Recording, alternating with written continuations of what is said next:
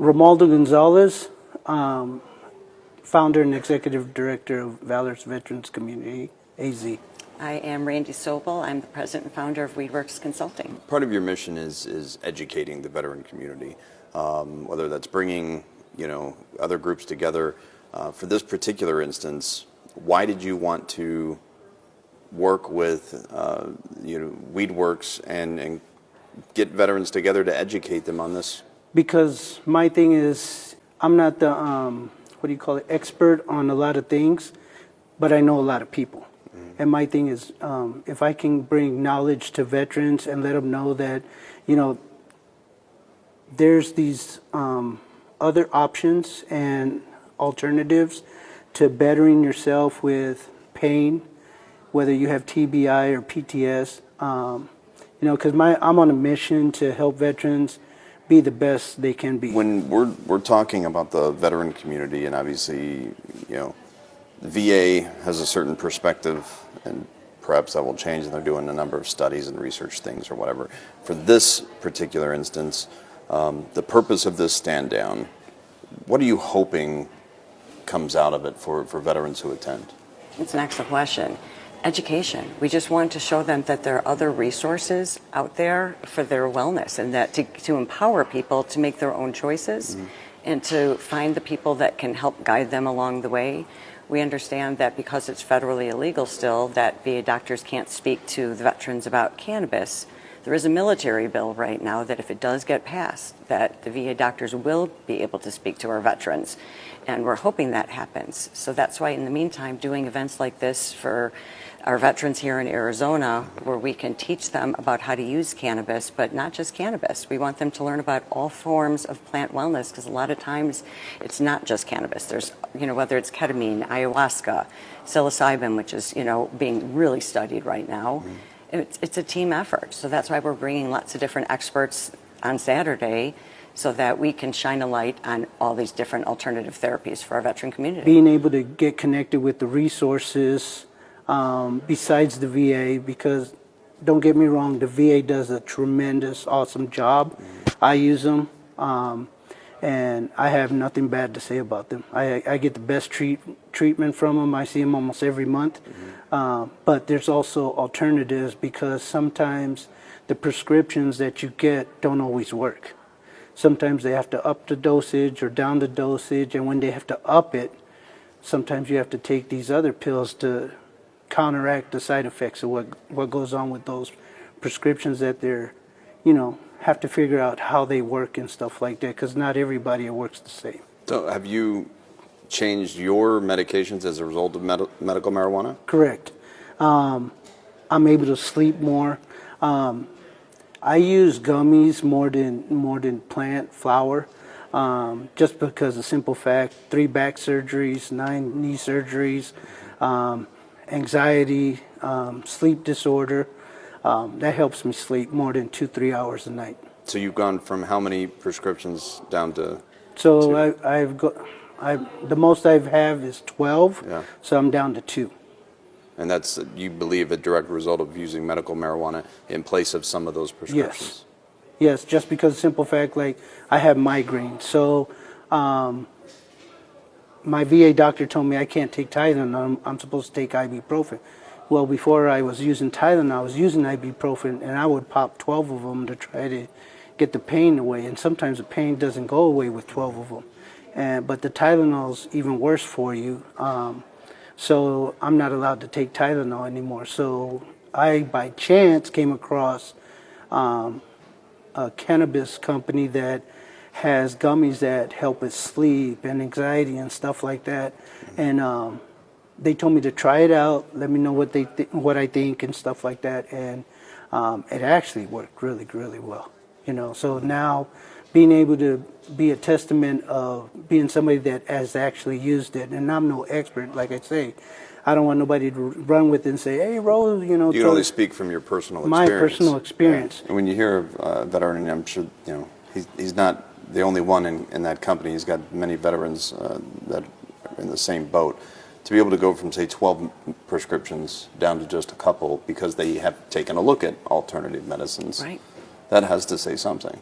It speaks volumes. That's why we need to shine a light on stories like Ro, that he's a success story, right? He wanted to make a change in his life and get a hold, and it empowered him by switching that. And now he is thriving and he's helping other people. So when we see story after story like this every day with our veterans, with our seniors, they're making changes. It fills my cup personally. So that's why I was so excited when Ro reached out. He's like, you need to help us. We need to help our veteran friends. Who are you expecting to see, I guess, at this Who are we expecting event? to see?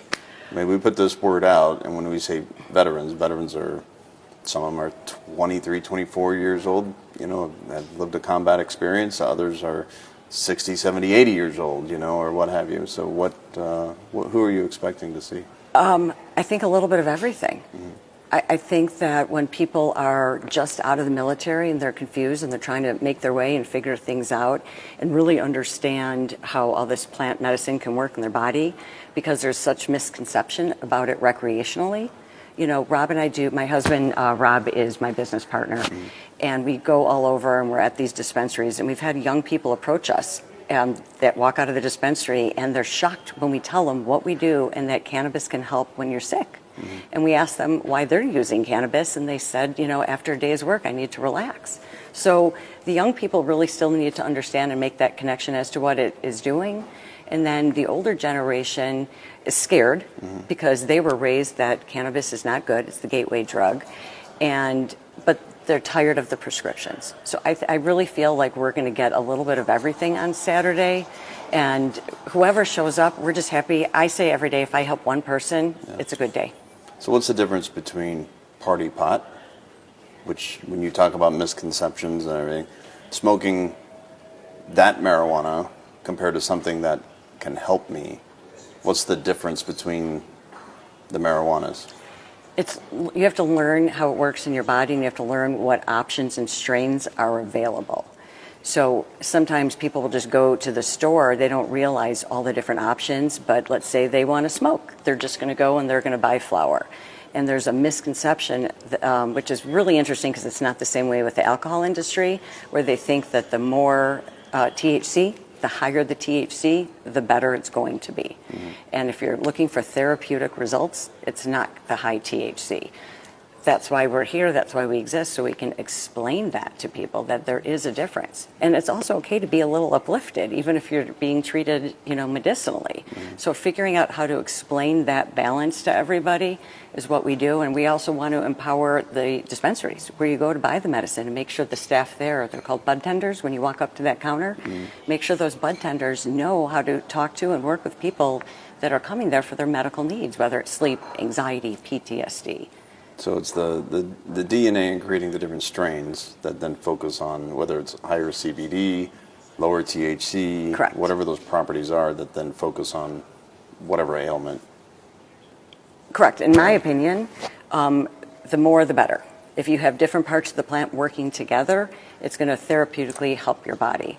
And personally, I think everyone should have CBD in their medicine cabinets for their overall wellness because it's so anti-inflammatory and it can help us with anxiety and sleep. People can just use CBD alone. Sometimes you don't need the other parts of the plant, though I am a big fan of all parts of the plant. This is the first annual, so I assume that you're hoping that you can continue this veteran outreach component. Absolutely, absolutely. We were super excited that Ro from Valor Veterans reached out and said, we are going to help educate our veterans across the state of Arizona. He also connected us with another group called the Aya Mission. They do wonderful weekend retreats to help people that need that have really severe PTSD, a lot of trauma. And we have another group, Cannabis X America, and I believe Ro told you that Papa Snoop is going to be on the train with us. So all of us together are working to create this event at Gateway Community College on Saturday. We have a wonderful professor there, also a veteran, and it's been incredible. Everybody together partnering to help, and we have a lot of brands that are going to be there, right, so people can talk to the attendees while they're there. Rob and I are going to do our cannabis education, and then we have 5 guest panelists that are going to speak in different areas, whether it's about cannabis, their journeys. We have an ex-police officer who's now a cannabis coach. Okay. He's going to be there. So we have a great team. I think we have a great lineup. So we're hoping that we'll get the word out so that when we do this again, hopefully the first weekend in March, we're going to build and we're going to keep growing, and more people are going to come out and learn about cannabis and plant wellness. You know, and if everybody goes and tries it on that way they can figure it out on their own, or ask their VA doctor or their regular doctor, you know, more power to them. So this event that's taking place, this stand down, obviously the stand down is a term that we've used in the military for our units whenever we have to kind of do a self-check. Within the mission, a lot of times it's affiliated with homeless stand downs that are obviously well known and done throughout the country. This stand down is specifically for educational purposes. Try to get veterans or active military, whoever in the community and their family members out to this to say, all right, just learn a little bit more about what's available. Don't assume if you don't know nothing about it. Get educated on it, because I'm real big on reading books, leadership books, and how I can better myself. Because ever since I started doing that, my life has changed drastically as well. You know, but you know, getting educated, getting the knowledge that you need to understand that, you know, there's alternatives, not just by, you know, tradition and stuff like that.